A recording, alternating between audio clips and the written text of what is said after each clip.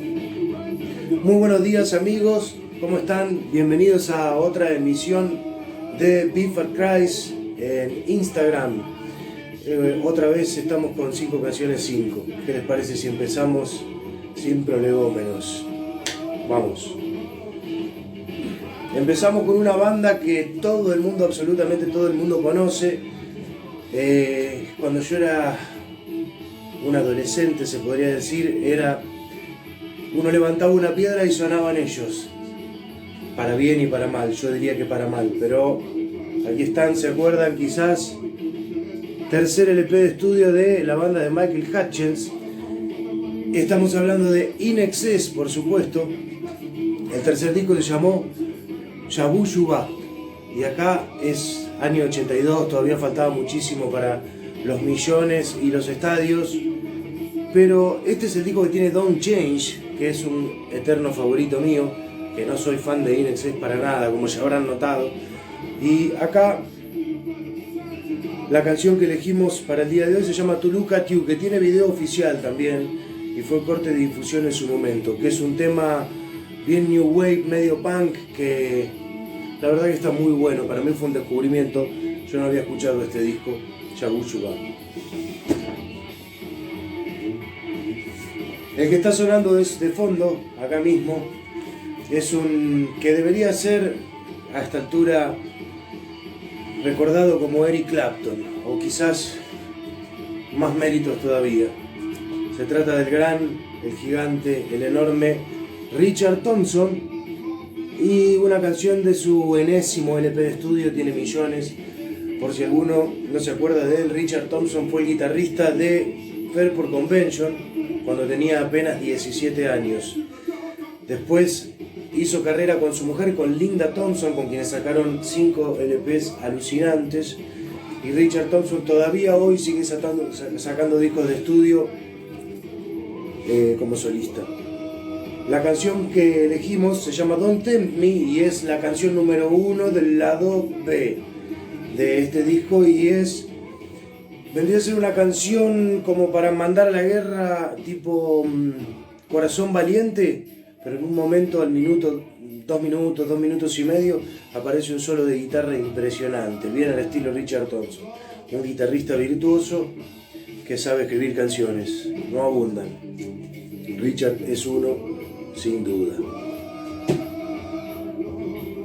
Seguimos con otra banda, los inventores del Valium Rock, podríamos decir. Se trata de, por supuesto, los Red House Painters. Ahí va, ahí se ve mucho mejor. Este es el quinto LP de estudio, anteúltimo. Se llama Ocean Beach. En la tapa verán un molino al estilo El Quijote. Y la canción que elegimos de este disco es temazo, se llama Shadows. Y es la que dice: no dijiste nada que yo todavía no sepa. Temazo de Mark Koselleck, que si alguno por ahí lo sigue en las redes o en las noticias, hoy en día se convirtió en algo así como un mediático, y es un tipo que siempre está generando polémica por cuestiones extramusicales. Acá todavía no hacía eso y estaba inventando un género. En realidad Valium Rock le digo yo, pero no se llama así. Es un rock lento, aletargado y muy melancólico. Red House Painters, tremenda banda, gran disco. Ítalo disco, ¿quién tiene ese género? Divertido, medio bizarreta, con grandes hallazgos. ¿Qué les parece esto? The Passengers se llaman esto. Miren la pinta de los tipos. Esto es Ítalo disco en su máxima expresión. Esto es año 82, si mal no recuerdo. El segundo disco de estudio de los Passengers se llama Sound Adventure, y la canción es King of Fools, segundo tema del lado B. Sería un tema que no tiene nada que envidiarle a una gran canción de OMD, por ejemplo, de Orchestral Maneuvers in the Dark. Pop inolvidable, gran estribillo, se podría corear en un estadio sin problemas. Lo escuché hoy por segunda vez y todavía lo tengo acá martillando la cabeza. Los Passengers Ítalo Pop, o Ítalo Disco también algunos le dicen.